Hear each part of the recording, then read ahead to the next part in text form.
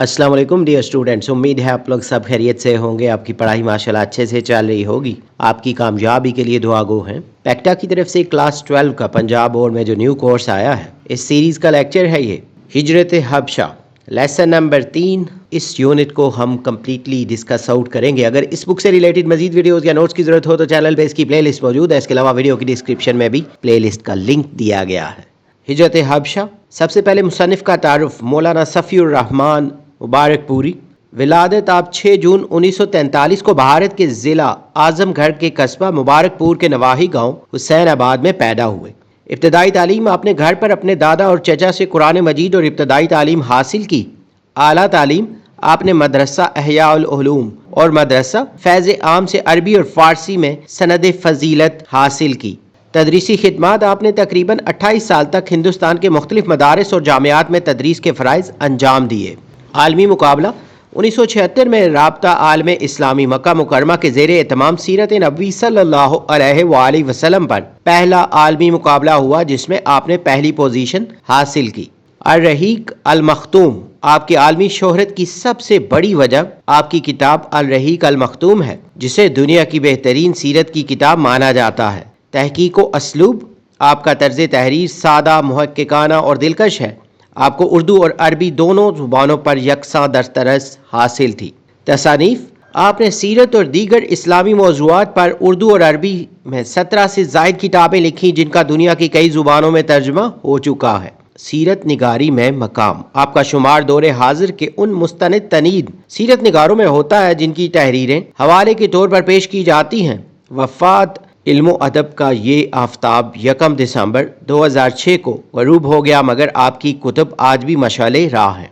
सबक का खुलासा, कुफार मक्का के जुल्म से तंग आकर मुसलमानों ने नबी करीम सल्लल्लाहु अलैहि वसल्लम की हिदायत पर हबशा की तरफ हिजरत की, जहां का बादशाह निजाशी अपने अदल की वजह से मशहूर था। कुरैश ने मुसलमानों को वापस लाने के लिए उमर बिन अल-आस और अब्दुल्ला बिन अबी रबिया को बेशबहा तहाइफ देकर निजाशी के पास भेजा। उन्होंने दरबार में मुसलमानों के खिलाफ शिकायत की कि ये लोग अपने आबाओ अजदाद का दीन छोड़कर नए दीन में दाखिल हो गए हैं। निजाशी ने इंसाफ का दामन न छोड़ा और मुसलमानों को भी अपना मौक़िफ़ पेश करने का मौका दिया। हज़रत जाफ़र तैयार रज़ी अल्लाह ताला अन्हो ने दरबार में नहायत फसीह और बलीग तकरीर की, जिसमें उन्होंने ज़माना जाहिलियत की बुराइयों और इस्लाम की इखलाकी तालीमात का तकाबुल पेश किया। नजाशी ने सूरह मरियम की तिलावत सुनी तो उसकी आंखों से आंसू जारी हो गए। उसने कुरैश के तहाइफ वापस करके मुसलमानों को अपने मुल्क में मुकम्मल अमान दे दी और ये तस्लीम किया कि कुरान और हज़रत ईसा अलैहिस्सलाम की तालीमात एक ही नूर का हिस्सा हैं।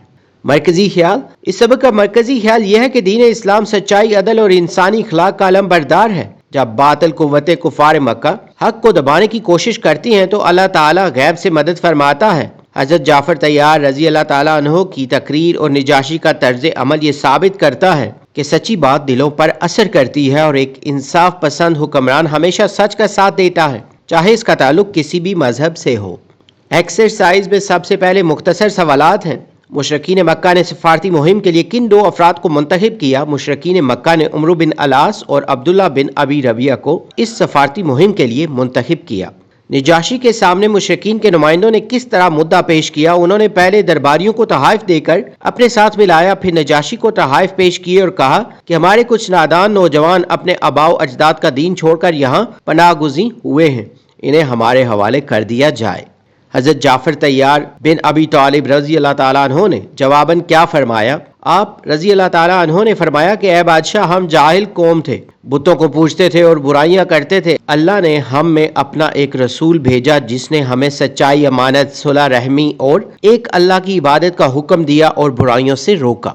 हज़रत जाफ़र तैयार रज़ी अल्लाह ताला अन्हो ने कुरान पाक की किस सूरा की इब्तिदाई आयात तलावत फरमाई? हज़रत जाफ़र तैयार रज़ी अल्लाह ताला अन्हो ने सूरह मरियम की इब्तिदाई आयात तलावत फरमाई।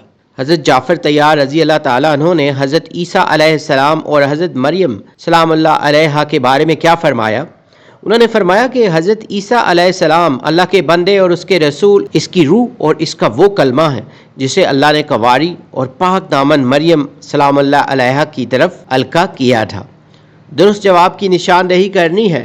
मुसलमानों ने हिजरत की मक्का से हबशा की तरफ। मुशरिकीन मक्का ने निजाशी के दरबार में नुमाइंदे भेजे 2, जाओ तुम लोग अमन अमान से हो मेरे कलमरों में। ہے بادشاہ، ہم ایسی قوم تھے جو مبتلا تھی جاہلیت میں، مجھے گوارا نہیں کہ تم میں سے کسی آدمی کو ستاؤں اور اس کے بدلے مجھے مل جائے سونے کا پہاڑ۔ اس کے بعد کچھ جملے ہیں جن کو ہجرت حبشہ کو مد نظر رکھتے ہوئے ان کی وضاحت کرنی ہے۔ ہم اسی حالت میں تھے کہ اللہ نے ہم میں سے ایک رسول بھیجا۔ اس سے مراد یہ ہے کہ جب عرب کی قوم جہالت کے اندھیروں میں ڈوبی ہوئی تھی، تب اللہ نے ان کی ہدایت کے لیے نبی کریم صلی اللہ علیہ وسلم کو مبعوث فرمایا، جن کی شرافت اور امانت سے سب واقف تھے، فواحش میں ملوث ہوئے، جھوٹ بولنے، یتیم کا مال کھانے اور پاک دامن عورتوں پر جھوٹی تہمت لگانے سے منع کیا۔ یہ اسلام کی ان اخلاقی تعلیمات کا ذکر ہے جنہوں نے معاشرے کی برائیوں کو ختم کر کے ایک پاکیزہ معاشرہ تشکیل دیا۔ پھر نجاشی نے کہا، یہ کلام اور وہ کلام جو حضرت عیسیٰ علیہ السلام لے کر آئے تھے، دونوں ایک ہی شمعدان سے نکلے ہوئے نور ہیں۔ اس کا مطلب ہے کہ قرآن مجید اور انجیل دونوں کا منبع ذریعہ ایک ہی اللہ ہے اور دونوں کی تعلیمات میں ہم آہنگی ہے۔ حضرت عیسیٰ علیہ السلام اللہ کے بندے، اس کے رسول، اس کی روح اور اس کا کلمہ ہے، جس کو اللہ نے کنواری پاک دامن مریم سلام اللہ علیہا کی طرف القا کیا تھا۔ یہ جملہ حضرت عیسیٰ کے بارے میں اسلامی عقیدے کی مکمل وضاحت کرتا ہے کہ وہ خدا نہیں بلکہ اللہ کے برگزیدہ رسول ہیں۔ خدا کی قسم، اللہ تعالیٰ نے جب مجھے میرا ملک واپس دیا تھا تو مجھ سے کوئی رشوت نہیں لی تھی کہ میں اس کی راہ میں رشوت لوں۔ نجاشی نے قریش کے تحائف واپس کرتے ہوئے کہا کہ وہ حق کے معاملے میں کوئی لالچ یا رشوت قبول نہیں کرے گا، کیونکہ اللہ نے اسے بغیر رشوت کے بادشاہ بنایا ہے۔ سیاق و سباق کے حوالے سے اقتباس کی تشریح کرنی ہے۔ اقتباس جو ہے یہ لیسن میں اے بادشاہ یہاں سے لے کے حکم دیا تک، تو جب بھی آپ اقتباس کی تشریح لکھیں، سب سے پہلے آپ نے حوالہ متن لکھنا ہوتا ہے، یعنی سبق کا عنوان جیسے ہجرت حبشہ ہے، مصنف کا نام مولانا صفی الرحمان مبارک پوری، اور کتاب کا نام بھی اگر آپ کو آتا ہے تو وہ بھی لکھنا ہوتا ہے، الرحیق المختوم۔ اس کے بعد سیاق و سباق لکھتے ہیں۔ سیاق جو ہے یہ جو پیراگراف دیا ہوتا ہے نا، اس سے پہلے کا حصہ ہوتا ہے، اور سباق اس پیراگراف کے بعد کا حصہ۔ اگر آپ کو الگ سے یہ پتہ ہے تو اس کو آپ لکھ سکتے ہیں، لیکن دونوں کو اکٹھا یعنی سیاق و سباق کی صورت میں آپ نے اس سبق کی جو بھی سبق ہے اس کے بارے میں جو بھی خلاصہ آپ کو آتا ہے یا مرکزی خیال یا اس کی معلومات وہ یہاں لکھنی ہوتی ہیں۔ یہ اقتباس اس وقت کا ہے جب کفار مکہ کے نمائندوں نے شاہ حبشہ نجاشی کے دربار میں مسلمانوں کو واپس لینے کا مطالبہ کیا۔ نجاشی نے حقیقت جاننے کے لیے مسلمانوں کو بلایا۔ حضرت جعفر طیار رضی اللہ تعالیٰ عنہ نے مسلمانوں کی نمائندگی کرتے ہوئے یہ تقریر فرمائی، جس میں انہوں نے زمانہ جاہلیت کے برائیوں اور اسلام کی اخلاقی تعلیمات کا فرق واضح کیا۔ تشریح اس اقتباس میں جعفر طیار رضی اللہ تعالیٰ عنہ نے نہایت سادہ اور مؤثر انداز میں اسلام کا پیغام پیش کیا ہے۔ آپ نے فرمایا کہ اسلام سے قبل ہم جہالت میں ڈوبے ہوئے تھے، بتوں کو پوجتے تھے، مردار کھاتے تھے اور اخلاقی طور پر انتہائی پسماندہ تھے، طاقتور کمزور کو دبا لیتا تھا اور رشتہ داروں کے حقوق کا کوئی خیال نہیں رکھا جاتا تھا۔ ایسی حالت میں اللہ نے ہم میں ایک معزز رسول صلی اللہ علیہ وسلم کو بھیجا جن کی سچائی اور امانت سے سب واقف تھے۔ انہوں نے ہمیں ایک اللہ کی عبادت کا حکم دیا اور پتھروں کی پوجا سے روکا۔ اسلام نے ہمیں سچ بولنے، ایمانت داری، صلح رحمی اور پڑوسیوں سے حسن سلوک کی تعلیم دی۔ آپ صلی اللہ علیہ وسلم نے ہمیں برائیوں، ناحق خون ریزی، یتیم کا مال کھانے اور پاک دامن عورتوں پر تہمت لگانے سے منع فرمایا اور ہمیں نماز، روزہ اور زکوٰۃ کا پابند بنایا۔ مختصر یہ کہ اسلام نے ہمیں ایک سچا اور با اخلاق انسان بنا دیا۔